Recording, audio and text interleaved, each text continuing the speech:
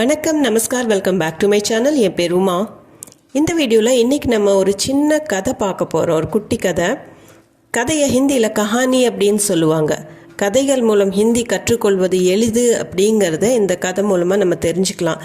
ஏன்னா நம்ம சின்ன சின்ன சென்டென்சஸ் படிக்கும்போது அதை நம்ம கோர்வையாக எப்படி பேசுறது அப்படிங்கிறது நம்மளுக்கு தெரிய வராது. பட் அதைவே ஒரு ஸ்டோரி மூலமாக, ஒரு கதை மூலமாக நம்ம பார்க்கும்போது அடுத்தடுத்தது என்ன சென்டென்சஸ் வரும் அப்படிங்கிறது நம்மளுக்கு தெரிய வரும். இப்போ நம்ம கதையை பார்க்கலாம். மதன் நகரத்தில் வசிக்கிறான். மதன் ஷஹர் மே ரஹ்தா ஹை.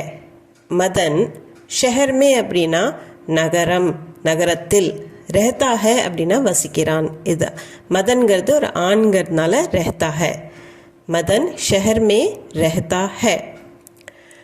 அவனுக்கு எல்லா வசதிகளும் உள்ளன. உஸ்கே பாஸ் சாரி சுக் சுவிதாய் ஹை. உஸ்கே அப்படின்னா அவனுக்கு அப்படிங்கிற அர்த்தம் தான். உஸ்கே பாஸ் அப்படின்னா அவன்கிட்ட. உஸ்கே பாஸ் சாரி அப்படின்னா எல்லாம், சுக் அப்படின்னா சுகம், சுவிதாய் அப்படின்னா வசதின்னு அர்த்தம். ஆனால் நம்ம ஹிந்தியில் பேசும்போது வசதிகள் அப்படின்னு சொல்கிறதுக்கு சுக் சுவிதாய் அப்படின்னு சேர்த்து சொல்லுவோம். சுவிதாய் ஹே அப்படின்னு சொல்லலாம். பட் சுக் சுவிதாய் அப்படிங்கும்போது நல்லா வசதியாக சுகமாக வாழ்கிறான் அப்படின்னு சொல்கிறதுக்கு நம்ம சுக் சுவிதாய் சேர்த்து சொல்லுவோம். அவனுக்கு எல்லா வசதிகளும் உள்ளன அப்படின்னு சொல்கிறதுக்கு உஸ்கே பாஸ் சாரி சுக் சுவிதாய் ஹே. உஸ்கே பாஸ் சாரி சுக் சுவிதாய் ஹே. ஒரு நாள் அவன் கிராமத்திற்கு செல்ல நினைத்தான். एक दिन उसने गांव जाने की सोची. एक ना ஒன்று, दिन ना நாள். एक दिन ஒரு நாள். உஸ்னே அவன், गांव जाना அப்படின்னா கிராமத்துக்கு போகிறது. சோச்சி அப்படின்னா யோசிச்சான். கிராமத்துக்கு போகிறத பற்றி யோசிச்சான் அப்படின்னு ஹிந்தியில் நம்ம சொல்கிறோம். एक दिन उसने गांव जाने की सोची. ஒரு நாள் அவன் கிராமத்திற்கு செல்ல நினைத்தான் அப்படிங்கிறதுக்கு एक दिन उसने गांव जाने की सोची. एक दिन उसने गांव जाने की सोची. மறுநாள் அதிகாலையில் அவன் கிளம்பி விட்டான். अगले दिन सुबह वो जल्दी निकल गया. अगला அப்படின்னா நெக்ஸ்ட், அடுத்த. தின் அப்படின்னா நாள். अगले दिन அப்படின்னா மறுநாள். சுபா காலையில், ஜல்தி அப்படின்னா சீக்கிரமா, நிக்கல் கியா கிளம்பிட்டான்.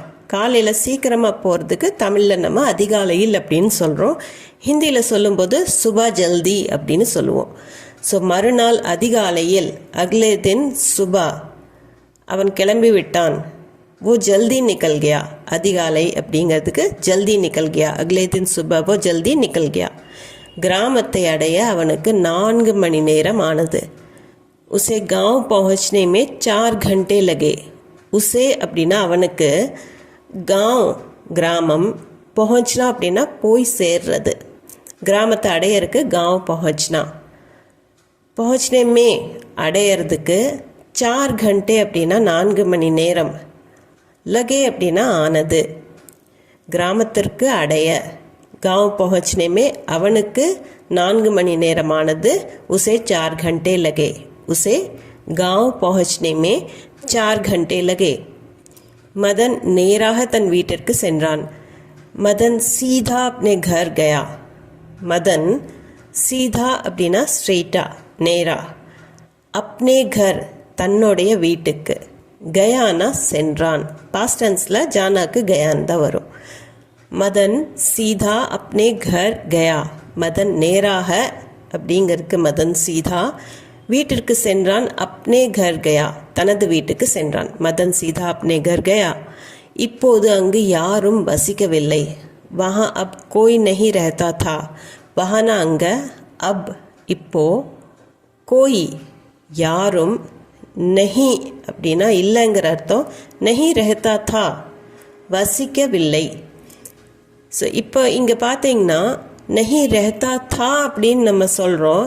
இது ஆண்பால் ஏன் வருது அப்படின்னு பார்த்தீங்கன்னா, பொதுவாக சொல்லும்போது நம்ம எப்பவுமே இது ஆண்பாலில் தான் முடிப்போம். இப்போது யாராச்சும் வந்திருந்தாங்களா அப்படின்னு கேட்கறக்கு கோய் ஆயாத்தா அப்படின்னு தான் கேட்போம். அது ஆணாகட்டும் பெண்ணாகட்டும் நம்மளுக்கு தெரியாது. அதனால் அதை சொல்லும்போது பொதுவாக ஆண்பாலில் இதில் தான் கேட்போம் நம்ம. ஸோ இப்போ அங்கே யாரும் வசிக்கலை அப்படின்னு சொல்கிறதுக்கு பொதுவாக சொல்கிறது, அது ஆணாக இருக்கட்டும் பெண்ணாக இருக்கட்டும் யாருமே வசிக்கலை. அப் வஹா கோய் நஹி ரஹதா தா அப்படின்னு ஆண் பாலில் தான் முடிப்போம். அவனுடைய பெற்றோர் 20 ஆண்டுகளுக்கு முன்பு இறந்து விட்டனர். உஸ்கே மாதா பிதா 20 साल पहले गुजर चुके थे. உஸ்கே அப்படின்னா அவனுடைய, மாதா பிதா அப்படின்னா அம்மா அப்பா. பெற்றோரை ஹிந்தியில் நம்ம ஜன்தாத்தா அபிபாவக் அப்படின்னு எல்லாம் நம்ம எழுதுறது உண்டு. பட் யூஸ்வலாக பேச்சு வழக்கில் மா பாப், மாதா பிதா, மா பாப்பா இப்படின்னு தான் சொல்லுவாங்க. பெற்றோர் அப்படின்னு வார்த்தை ஸ்போக்கன் ஹிந்தியில் வர்றது கிடையாது அதிகம். ஸோ உஸ்கே மாதா பிதா அவனுடைய பெற்றோர். 20 साल அப்படின்னா 20 ஆண்டுகள். பெஹலே முன்பு, குசர் சுகே தே இறந்து விட்டனர். குசர்னா அப்படின்னா கடந்து போகிறதுக்கு தான் குசர்னா. வழியில் கூட நம்ம கடந்து போகலாம், அதுக்கு தான் குசர்னா. ஆனால் ஒரு மனிதரை பற்றி நம்ம பேசும்போது ஓ குசர் சுக்கே ஹேன் அப்படின்னா அவங்க இறந்து விட்டாங்க அப்படிங்கிற அர்த்தத்தில் தான் வரும். உஸ்கே மாதா பிதா 20 साल पहले குசர் சுக்கே தே. வீடு முழுவதும் தூசி படிந்திருந்தது. பூரே घर में धूल मिट्टी जमी थी. பூரா घर அப்படின்னா முழு வீட்டிலையுமே, பூரே घर में முழு வீட்டிலையுமே, வீடு முழுவதும். தூல் மிட்டி, தூள்னா தூசி, மிட்டினா மண். தூள் மிட்டி அப்படின்னு பொதுவாக சொல்லும்போது ஃபுல்லாக டஸ்ட்டு, தூள் மிட்டி. ஜமீதி அப்படின்னா படிஞ்சிருந்தது. பூரே घर में धूल मिट्टी जमी थी. வீடு முழுவதும் தூசி படிந்திருந்தது. பூரே घर में धूल मिट्टी जमी थी. குழந்தை பருவ நினைவுகள் எல்லாம் திரும்பி வந்துவிட்டன. பச்பன் கி சாரி யாதே வாபஸ் ஆ கய். பச்சானா குழந்தை, பச்பன் அப்படின்னா குழந்தை பருவம். பச்பன் கி குழந்தை பருவத்தோட, சாரி யாதே, சாரின்னா எல்லா, யாதுனா நினைவு. யாதே அப்படிங்கும்போது பன்மை ஆயிரும் நினைவுகள்.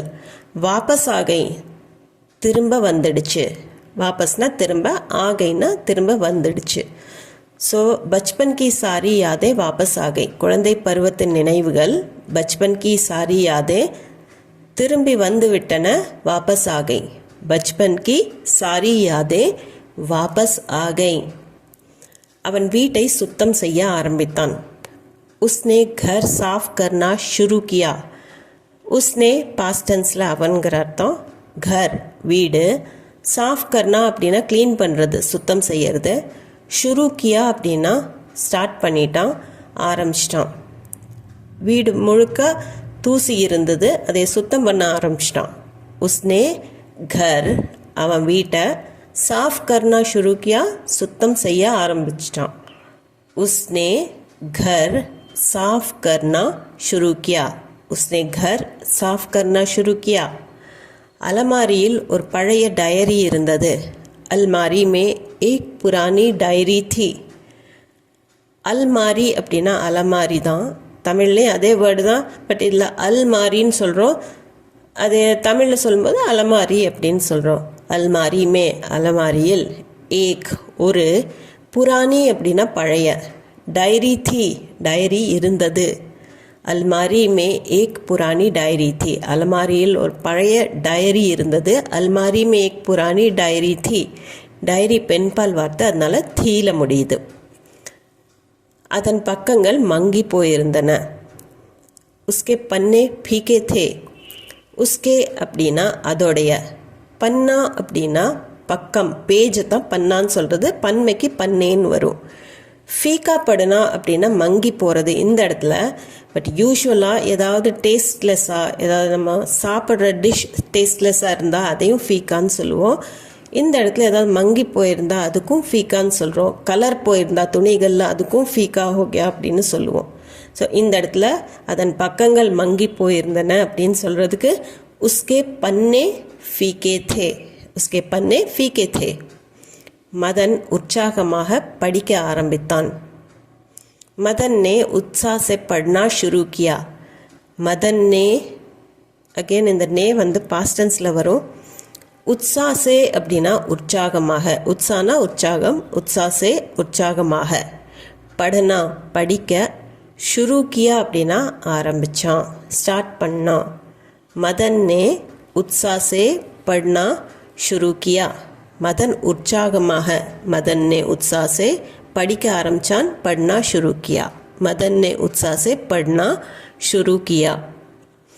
அவனுடைய அம்மா அவன் கல்வி செலவுகளை செய்திருந்தார்.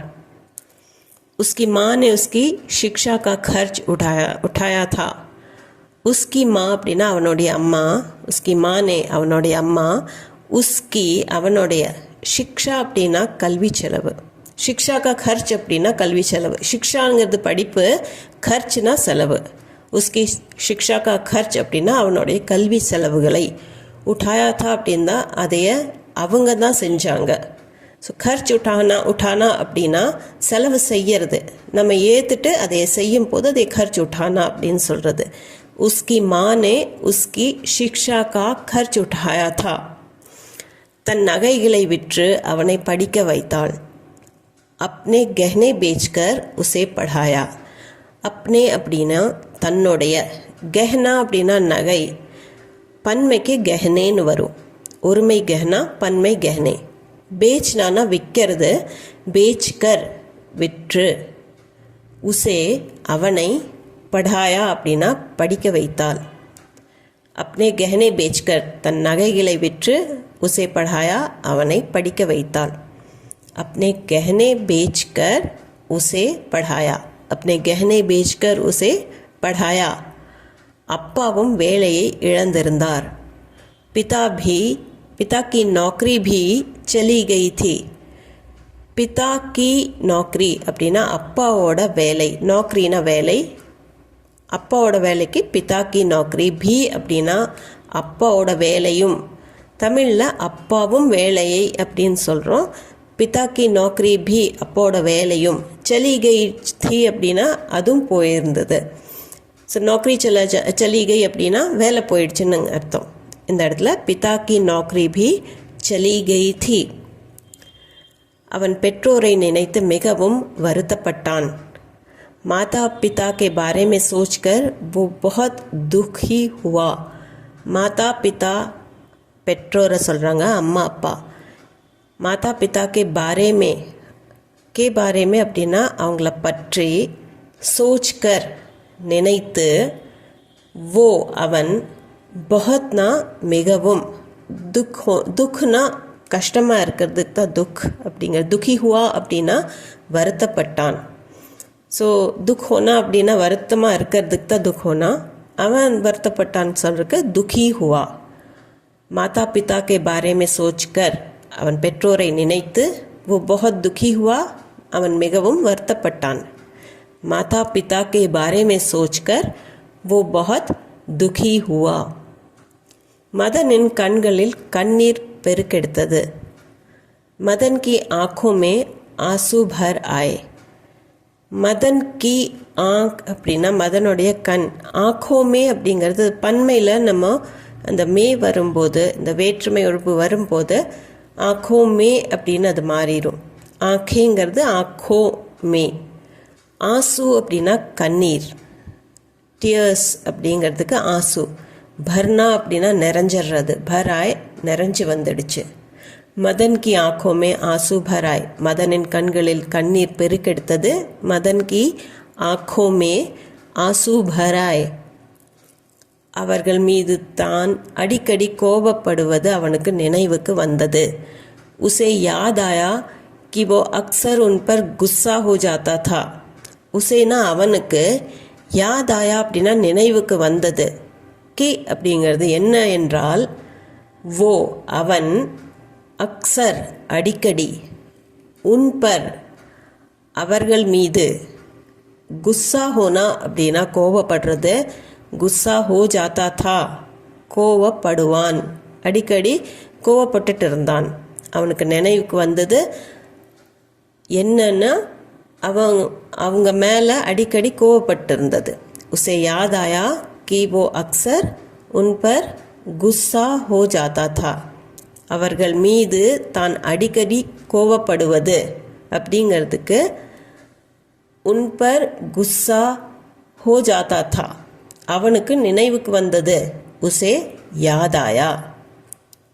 நம்ம சென்டென்ஸாக ஹிந்தியில் சொல்லும்போது உசே யாதாயா அவனுக்கு நினைவுக்கு வந்தது அப்படின்னு தான் ஆரம்பிப்போம். உசே யாதாயா कि वो अक्सर उन पर गुस्सा हो जाता था. அன்று அவன் தன்னலமற்ற அன்பை புரிந்து கொண்டான். उस दिन उसने निस्वार्थ प्रेम को समझा. उस दिन அப்படின்னா அந்த நாள், உஸ்னா அந்த, தின்னா நாள், அன்று அப்படிங்கிறதுக்கு உஸ் தின். உஸ்னே அவன், நிஸ்வார்த் பிரேம், நிஸ்வார்த் அப்படின்னா தன்னலமற்ற, ஸ்வார்த்னா சுயநலம்னு அர்த்தம். நிஸ்வார்த் அப்படின்னா சுயநலம் இல்லாத, தன்னலமற்ற. பிரேம்னா அன்பு, பியார்னு கூட சொல்லலாம். பிரேம் கோ சம்ஜா அதைய புரிஞ்சிட்டான். உஸ்தின் உஸ்னே அன்று அவன், நிஸ்வார்த் பிரேம் கோ சம்ஜா தன்னலமற்ற அன்பை புரிந்து கொண்டான். உஸ்தின் உஸ்னே நிஸ்வார்த் பிரேம் கோ சம்ஜா. ஸோ அவ்வளவுதாங்க. இந்த ஸ்டோரி இன்ட்ரெஸ்டிங்காகவும் யூஸ்ஃபுல்லாகவும் இருந்திருக்கும்னு நம்புகிறேன். இது சம்மந்தமான டவுட்ஸ், கொஷின்ஸ் எதுவாக இருந்தாலும் கமெண்ட் செக்ஷனில் கண்டிப்பாக கமெண்ட் பண்ணி சொல்லுங்கள். அது போக நம்ம சேனலுக்கு நீங்கள் புதுசாக இருந்தீங்கன்னா சேனலை மறக்காமல் சப்ஸ்கிரைப் பட்டன் அமுத்தி சப்ஸ்கிரைப் பண்ணிக்கோங்க. இந்த வீடியோ பிடிச்சிருந்தால் லைக் பண்ணிவிட்டு ஹைப் பாயிண்ட்ஸும் கொடுத்துட்டு உங்கள் ஃபேமிலி அண்ட் ஃப்ரெண்ட்ஸ் சர்க்கிளில் யாராச்சுக்கு ஹிந்தி தேவைப்பட்டாலோ இல்லை உங்களுக்கு யூஸ்ஃபுல்லாக இருந்தாலும் இந்த வீடியோ ஷேர் பண்ணிக்கோங்க. நான் மீண்டும் ஒரு வீடியோவில் உங்களை சந்திக்கிறேன். தேங்க்யூ ஃபார் வாட்சிங்.